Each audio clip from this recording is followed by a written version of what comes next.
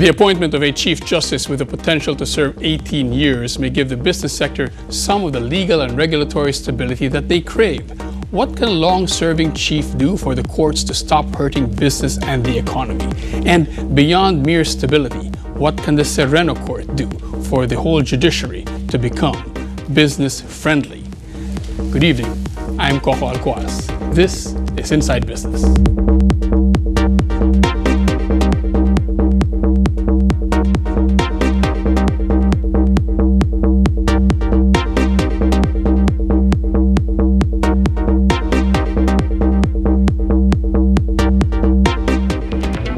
The Philippine judiciary has a reputation for flip-flopping on cases, changing the rules in the middle of the game, and sometimes even making illogical decisions. Maybe because of these reasons, the Philippines remains in the bottom half of the index when it comes to judicial matters. Based on the 2011 Global Competitive Index, out of 142 countries, Philippines ranked 102 in judicial independence and 115 in terms of the efficiency of our legal framework in settling disputes. Notably, some of our lowest rankings. Because of this perception, Philippines has long lagged behind in terms of foreign direct investments. We are the lowest among countries we are usually compared to.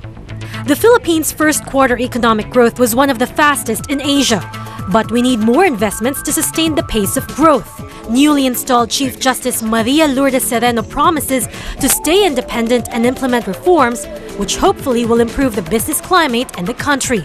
Certainly a tall order, but 18 years is a long time.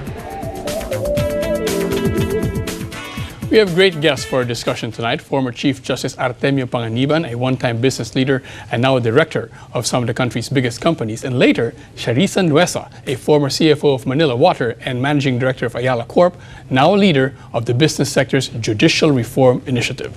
Good evening, CJ Panganiban. Thanks for joining us. Good evening, Coco. Okay, many people might not know it, but you have a long career in business aside from your legal and your judicial career. And now you're a director of many of the biggest companies in the country. How often does judicial issues or legal issues come into the picture? Well, when I was in the court, of course, I was deeply involved in judicial reform.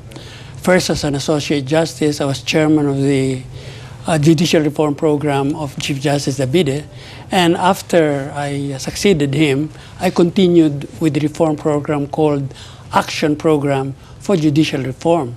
That program won the support of the World Bank, the Asian Development Bank, the Canadian International Development Agency, the Japan, that international JICA, the Cooperation Agency, and so on and so forth. In fact, that reform program was so good that the World Bank made it a condition for developing countries to follow as a model if they wanted World Bank support. But now that you're in the board of these companies, how often do legal issues, legal problems crop up? Judicial problems? Well, once in a while they do crop up because, you know, big business has always is interspersed with legal problems that many times go to court.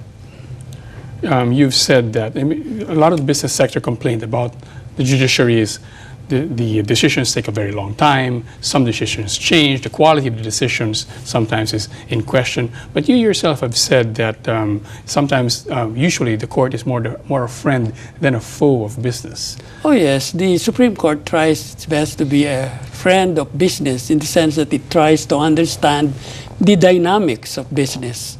But of course, the first loyalty of the Supreme Court and the entire judiciary is the Constitution of the Philippines. When you talk about trying to understand the dynamics of business, yes. You were kind of unique in the sense that you had all this business experience behind you. A lot of your colleagues there didn't have that. Do judges and justices get business? Well, not the internals of business. Of course, they study a little bit of accounting in school, a little bit of finance, but you know, getting deep into business, I'm afraid, is not the realm of the ordinary lawyer or of the ordinary judge. So now that you're in this position, how do you intend to help the justice system, the judiciary system, learn more about business and understand what their role you think should be? Well, you know, my legal philosophy is called liberty and prosperity under the rule of law. By that I mean that the traditional role of the judiciary in safeguarding the liberty of the people must of course be there. But in addition to, in fact not just in addition to, but concurrently with that, is the nurturing of the prosperity of our people. Our people have both social and political rights on the one hand, and on the other hand, they also have economic rights. They have a right to be freed of poverty, of disease, of defects in their lives. Isn't that usually the job of the president and the Congress? Of course, it is the main job of the president and Congress. That's why I said that courts must defer to the political branches of government and even to business in matters of the economy. We call that in law as differential interpretation of the Constitution and the law. That's what I mean by nurturing the prosperity of our people. How can, aside from just deferring, is there more than just deferring? Well, Can they be more active about it? well, the judiciary is a passive branch of government. They're active in the sense that they understand, they sympathize, they try to give as much expression to the executive and legislative branches. I'll give you an example, Coco. When I was in the Supreme Court, very new in the Supreme Court, the economic mantra of the Philippines was economic protectionism that was institutionalized by what we call the NEPA. I don't know if you're This is old late enough. 50s, early 60s. That's correct. Even until I'm the not 80s. that old though. Even until the 80s, it was economic protectionism. In other words, we patronize what we grow only. We shun foreign products. But in the 90s, that was changed. The mantra in the world was already globalization, deregulation, Liberalization. and privatization. Right. And that was put together by the World Trade Organization. The Philippines adhered to the World Trade Organization by means of an act of Congress, specifically the ratification by the Senate of the World Trade Organization Treaty. But many people didn't want that because it changed the economic environment in the Philippines from protecting our own industries to opening up the country to foreign trade. So in the same manner that our own products would be opened to the world. Did this become a judicial issue? Of course, because the senators were divided in the ratification. Those who opposed ratification went to the Supreme Court claiming that the adherence of the Philippines to this treaty was unconstitutional, citing the economic provisions of the Constitution. When I got into the court, I inherited this case. It was filed even before I was there, but it was not finished. And the justice to whom it was assigned retired, and I took his place. Of course, I had to study liberalization, deregulation, and globalization of trade. And I prepared the report for the court. And at that time, the justices were, of course, curious. What is this all about? So I had to explain. You know, I had to read the treaty. You know, the treaty was in 36 volumes. 36 volumes. I had to go through it. So it took a while to familiarize the other justices with the principles there? Yes, first I had to familiarize myself, and then I had to familiarize my colleagues. Eventually, after so much discussion, many of them understood. And so I wrote a decision affirming the constitutionality of the treaty. In the beginning, some of them just said, well, we agree in the result. Meaning, okay, we agree, but the reasoning we cannot catch. I said, if you don't want to agree with the reasoning, you might as well write the decision. But eventually, it was a unanimous decision of the Supreme Court in 1997, affirming the constitutionality of the World Trade Organization adherence of the Philippines. So that's a 1990s battle that's been won. Right now, what is... Well, for a second example, so that you can see the transition. That was during the Ramos presidency. during the Gloria Macapagal presidency was the challenge to the constitutionality of the mining law. As a justice at that time, I had to study it also. You know, on the first decision, the Supreme Court decided that it was unconstitutional. The Mining Act of 1995 was turned down as unconstitutional by the Supreme Court in January of 2010. And then 12 months later? No, sorry, not 2010, 2004. I was in the minority of 5, but there was a motion for reconsideration, and I argued in the court, and I asked the court to listen to new arguments. So we set the motion for reconsideration to oral argument. And after that, after more debates inside the court, you know, the debates outside are not as important as the debates inside the court that are not heard by the public. But we were able to reverse that initial decision, which was not yet final, by the way, at that time, and the vote was 11-4. In December of that year. In December of that year, and you know. Okay, so now it is 2012. What kinds of issues should the Supreme Court... Well, we have a new president who wants to reform our country, to uplift our economy. And again, I believe that the Supreme Court and the entire judiciary must exercise what we call differential interpretation of laws. We have, for instance, the CCT, the conditional cash transfer. There are a lot of issues about it.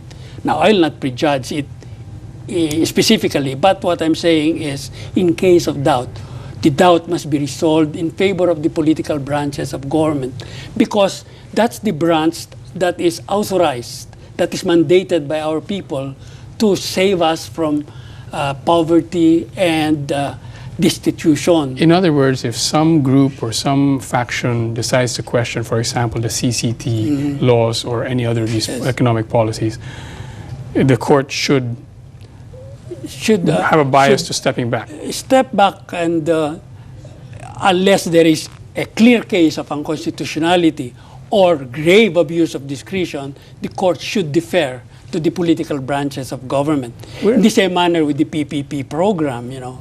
That is the program of the present government to save us, to save the economy from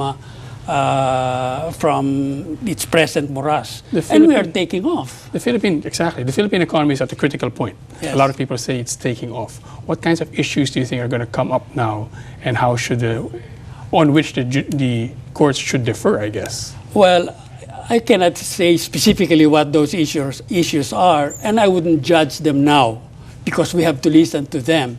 Due process requires that before we decide pro or contra, we must first listen. But the general principle is differential interpretation of economic issues in favor of the political branches of government, whom our people is specifically mandated to solve those problems. Do the courts and does the Supreme Court have a cultural bias against deferring? No. Do they like to get involved? No, it is a doctrine. Differential interpretation is a doctrine. However, Supreme Courts, not only now but in the past, not whether here or elsewhere, particularly in the United States, are always vigilant in safeguarding the liberty of our people. And that I agree also.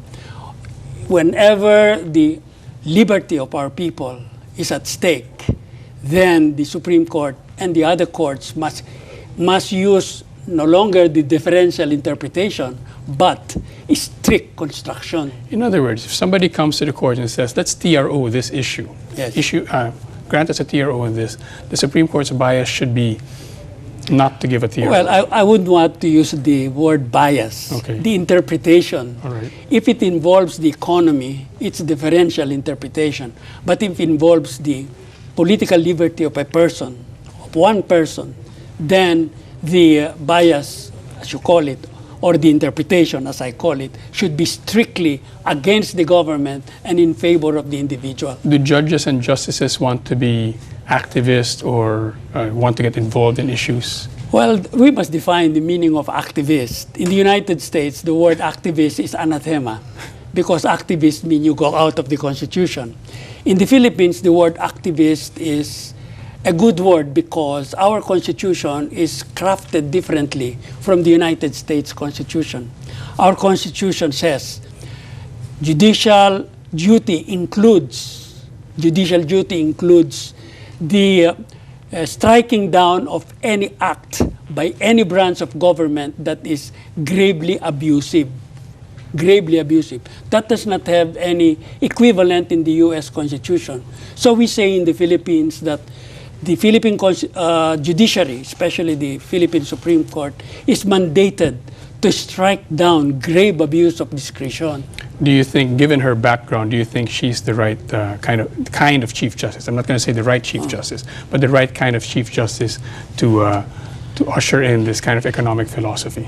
Well, yes, because Chief Justice Reno has economic background. She finished an economics degree in Ateneo de Manila. Not only that, she had a stint with the Asian Institute of Management.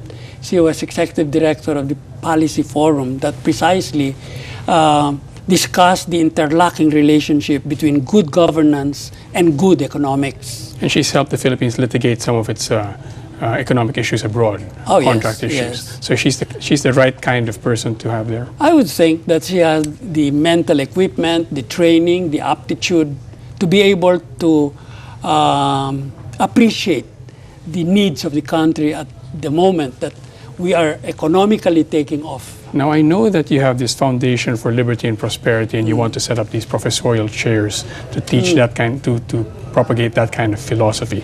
How else can you or the business sector familiarize judges and justices with this kind of philosophy? You know, it took the American Chamber of Commerce in the United States to be able to familiarize the U.S. Supreme Court 30 years. That's reported by the New York Times. No? But they succeeded. In the early 30s, late 20s, you know, the United States was getting out of depression, the Great Depression in the United States. And they had a new president, Franklin Delano Roosevelt. Franklin Delano Roosevelt instituted what he called the New Deal to get the United States out of this depression, out of poverty. He had 3 R's. Well, of course, R's also the beginning of his name, Roosevelt. But by 3 R's, he meant relief, rehabilitation, and reformation, or reformation. Relief of the people from immediate hunger. So he set up what we call soup kitchens all over the United States. And the poor people of the United States, believe it or not, were lining up every morning to have soup, to have breakfast. He also set up housing program, a socialized housing program for the poor. That was anathema to free enterprise in the United States at that time. You know, the reigning economic theory at that time was Adam Smith, strictly. Then he had the second program of rehabilitation, the rehabilitation of the tattered economy of the United States. And he adopted John Keynes, yes, the Keynesian philosophy of overspending, of not balancing the budget, but spending beyond your means, that you create employment and expanding the government, expand the economy. And that again is was anathema to traditional thinking at that time. That why should you spend beyond your means? Why should you borrow to be able to progress? So some Republicans questioned that. Oh, yes, definitely. And the court at that time struck down some of those laws. Some of those. Well, the third, if I may say so, is the reform of the financial system. So the United States government passed laws like creating the Securities and Exchange Commission, the Federal Reserve. Again, anathema to free enterprise. Free enterprise was very free at that time. That was the meaning of free enterprise at that time. And the U.S. Supreme Court was frowning on all this. So Roosevelt tried to, quote, pack the U.S. Supreme Court, meaning that he tried to get Congress to pass a law that would give him authority to appoint new justices whenever the incumbent justices reach the age of 70. You see, in the United States, as background, the justices of the Supreme Court had no retirement age. They stayed in office for as long as they wanted.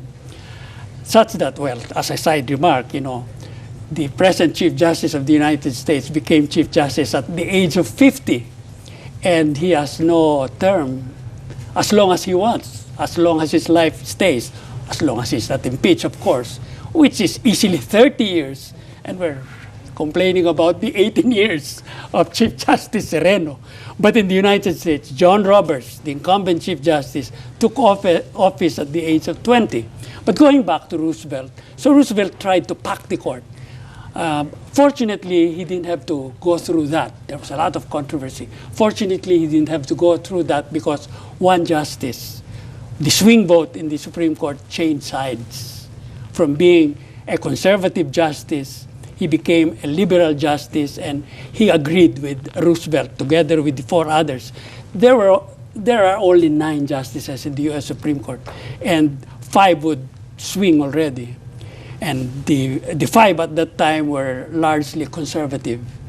But Owen Roberts changed side, became a liberal, and agreed with most of the initiatives of Roosevelt. And Roosevelt helped. And so Roosevelt didn't need to impeach Corona. Corona. No, there was no impeachment at that time, but he was really angry, Roosevelt. Roosevelt served for 4 terms as a president of the United States. Between President Aquino and Chief Justice Sereno, Yes. what should they be doing in tandem, not together, but in tandem, in order to usher in more economic prosperity for the country? Well, we must be careful with our words. They cannot be in tandem. Not even tandem. No, because the Chief Justice is independent of and separate from the President. It's might be ironic because the President appoints the Chief Justice, but once appointed, the Chief Justice is the co-equal of the President, at least in theory. Okay, so what should they be doing at the same time, but not in coordination? Well, as I said, the Supreme Court should be differential in terms of the economic initiatives of the government, but should be watchful about abuses of human rights, abuses of individual rights. So if the Supreme Court and the lower courts stop issuing issue fewer TROs in the future, that would be a good sign? Not necessarily. TROs are good in the sense that the purpose is to prevent an injustice. However, sometimes TROs are issued precisely to create an injustice. In other words, the weapon is neutral. A gun is neutral. A gun can be used to kill, or a gun can be used to defend. In the same manner, a TRO was conceived in order that a person who is in immediate threat of a deprivation of a right, whether that right is one of liberty or of his own life, a TRO is issued. That's the concept. But for a court to issue a TRO and to be believed, it must be perceived to be independent. It's very essential that courts are independent and are perceived to be so by our people. Okay. That's the minimum that a court should be, independent. Chief Justice Panganiban, thank you very much for joining us tonight. Thank you, Coco. Thanks a lot. Our discussion on business of the courts continues when Inside Business returns.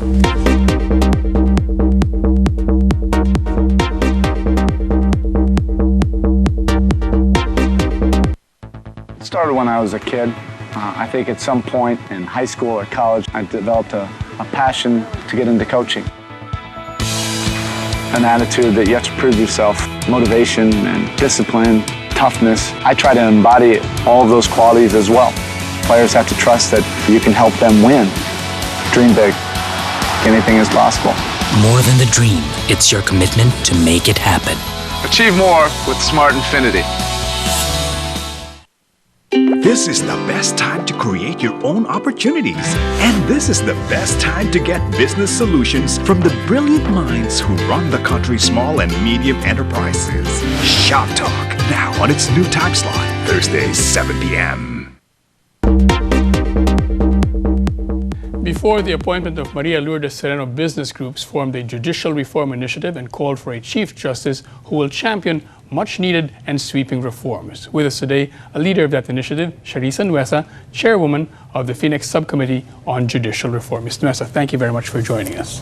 Hello, Coco. Good evening. So you asked for this on August the 9th, I think, or early in August, you asked for this Chief Justice who would champion reforms. Do you think we got it? Yes, actually the business group in general is supporting the appointment of Chief Justice Lourdes Sereno. As a matter of fact, we are about to send her a letter congratulating her and expressing our support. And aside from congratulating her and expressing your support, you're going to sneak in a few petitions there as well, right? Oh, most definitely. Well, the basic principle of this, Coco, is the concern of the business groups that, of course, an effective judicial system is quite vital, not only to promoting inclusive justice and moral order, but also to promoting economic progress and global competitiveness. How come? Well, in November of 2011, the World Economic Forum issued a global competitiveness report that ranked the Philippines the lowest in Southeast Asia in terms of having an effective judicial system. And of course, we view that as a deterrent to the growth of private enterprise, the coming of more foreign direct investments, which, as you know, we're also among the lowest in Southeast Asia. So the theory is that if the judicial system is weak or unpredictable, Yes. investors will have second thoughts about coming in. Oh, yes, because, and as you know, both local and foreign investments are quite needed in order to create jobs. And this is most important, therefore, not only to business, but society and the nation as a whole. So how do you think the business sector can help the judiciary change in that regard? Well, this one is very interesting, Coco, in the sense that first, we are a multi-sectoral task force. You know, it's not just Phoenix, ICD, MAP, ICD, and a number of other organizations, I'm going to explain later what the all chambers. those. I'm going to explain later what all those alphabet soup that you mentioned a while ago. But Yes, go ahead. but so it's a group of business organizations, but also includes Tessie Ang's Movement for Restoration of Peace and Order. So it's a group that have formed and banded themselves together, not only to work with the Supreme Court and the executive branch of government, the Department of Justice in particular, but also commit themselves to promoting the highest standards of professionalism and integrity within their ranks in terms of dealing with the court system. Meaning, by within their ranks, integrity, you mean companies shouldn't bribe? Yes, exactly. And that's why we put ourselves under the bigger umbrella of the Integrity Initiative that was earlier launched. As mentioned, this was even earlier than the impeachment launched in October 2011. Because we like to blame the judiciary, but if the businessmen and other people in court don't do the bribing, there will be no corruption, right? That is so true. But at the same time, we really have to work together on these aspects, because some of them are of the belief that some of the members of the court have been tainted. And unfortunately, business cannot afford delays. You know, that's the biggest problem. They cannot afford, 2 years, 3 years, 5 years in courts. And so sometimes they think that that's the practical way of doing it. But at the same time, these business people, as well as other citizens and even the chambers, have expressed in promoting economic progress and stability. How can the courts be that? Well, as I actually have been reading books, including the one of C.J. Panganiban, and he himself said that there is this principle of differential treatment when it comes to interpretation, rather, when it comes to economic issues, that the court should step back and do not interfere in economic issues. But we see a lot of courts actually substituting their judgment, even in terms of interpreting contracts. Some claim unwarranted issuances of TROs. Generally, when there's a losing bidder, before you know it, there's a TRO against the winner.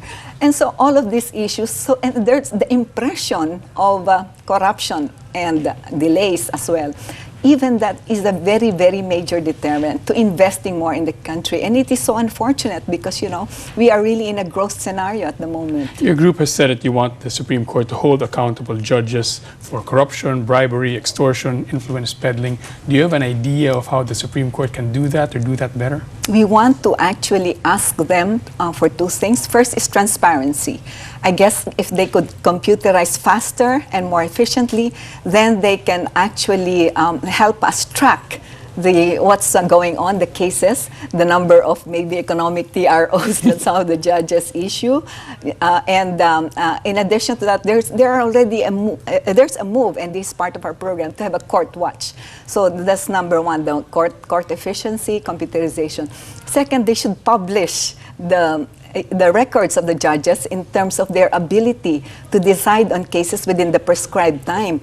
And the third one is creating an independent body and ensuring an independent process to ensure investigation and, resolution with dispatch of pending corruption cases against judges. Well, we in business are actually encouraged to have a whistleblower policy. So I guess that whistleblower policy should exist within the courts. And I know that there's already a separate court to handle the prosecution. They're under the Ombudsman in the Sandigan Bayan. But somebody should be examining, the Supreme Court should be examining how to make this an effective process. One of the things you need is for businessmen to say, this judge asked me for a bribe or told me I should bribe him before. How difficult is it to get businessmen to do that? Well, it is quite difficult, and that's why we need to have this whistleblower policy. We need to have this unified approach. But in general, you'll be surprised, Coco, that, even the law firms, the lawyers are saying, we're tired. We're no longer lobbyists. We don't want to be lobbyists. We want to defend our cases properly. And I'm sure you will find a lot of people really focused on this. Remember, the Integrity Initiative has now 1,300 signatories. Chief Justice Corona was a signatory, I think. Yes. But, we really will ask of our members. And of course, we can police everybody. But I see now a very strong interest. We have to have more advocacy. We now have to have a solid position. You were telling me earlier that many of these groups that you've talked to express a lot of frustration. I guess that frustration has been there for many years, if not decades even. Is the mood, how different is the mood now? Oh, it's still there. In fact, they asked us precisely to use the word frustration because many of them have experienced it in the corporate world, in their personal experiences. And it will be most unfortunate that this is happening to a Christian country like ours. And so you'll be interested that, even as the business sector talks about business concerns, they also want to educate, like the ordinary man on the street, on his legal rights. They want to work with universities in terms of actually making legal ethics a very important subject. It is there, but even the law deans, by the way, who are part of the movement, they're saying that we need to give it more emphasis, a more potent force. So we will hold the conventions, symposia. There's another one to declag the courts. There is a law already on alternative dispute resolution, so ADR. And we would like to promote ADR mechanisms in our own contracts so that we will declag the courts of a lot of issues. And so decisions can come faster. Yes, very much so. Okay. Ms. Neza, thank you very much for joining us tonight. Oh, thank you. Thanks thank you, Paul. Inside Business, we'll be right back.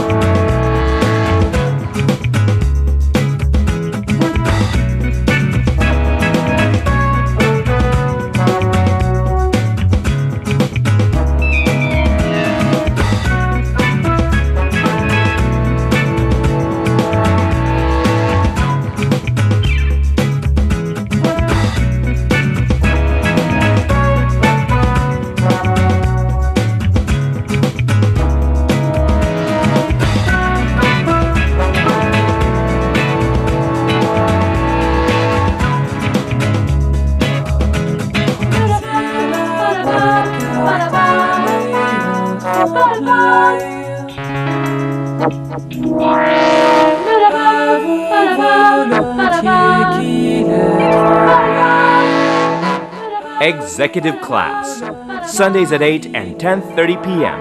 on ANC.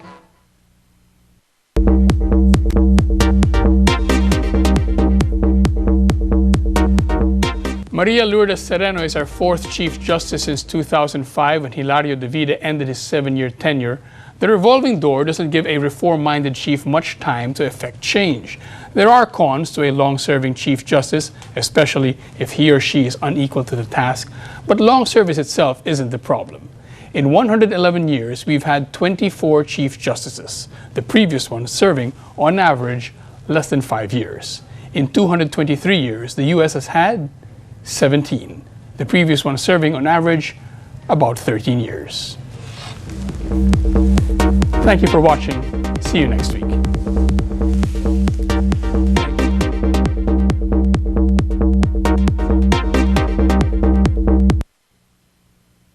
This week on Travel Time, we join the regions in the 23rd Philippine Travel Mart, where they show off the 7,000 reasons why you should visit your own country.